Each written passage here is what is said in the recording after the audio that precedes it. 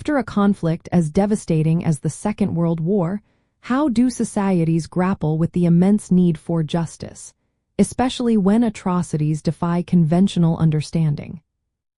The fairness of the Tokyo War crimes trial's results is a deeply complex and debated question, without a simple yes or no answer. While they represented a groundbreaking, albeit imperfect, attempt at international justice, they faced significant criticisms regarding their impartiality and legal foundations. The trials, formerly known as the International Military Tribunal for the Far East, or IMTFE, were pioneering efforts to hold individuals accountable for aggression and war crimes.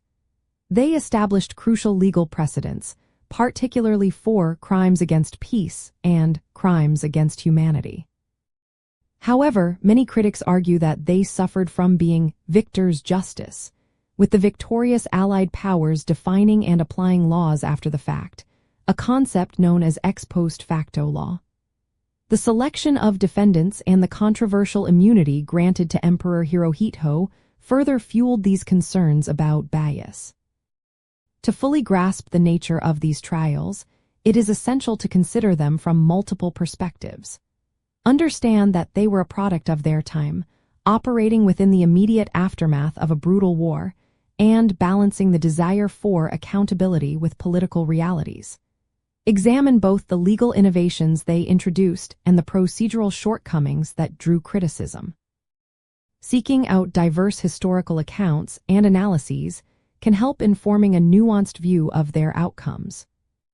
The IMTFE prosecuted 28 Japanese military and political leaders, classifying their alleged crimes into Class A, 4 crimes against peace, Class B, 4 conventional war crimes, and Class C, 4 crimes against humanity. The exclusion of key figures, most notably Emperor Hirohito, from prosecution remains a contentious point for many historians and legal scholars, reflecting a pragmatic decision by the Allied powers rather than a purely legal one. Ultimately, the Tokyo trials were a monumental undertaking that profoundly influenced the development of international law, even while grappling with inherent challenges of applying justice in a post-war environment.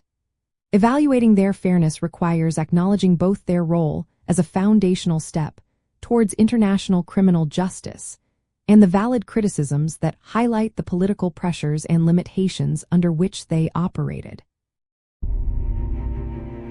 If history fascinates you, like, subscribe, and explore more with us.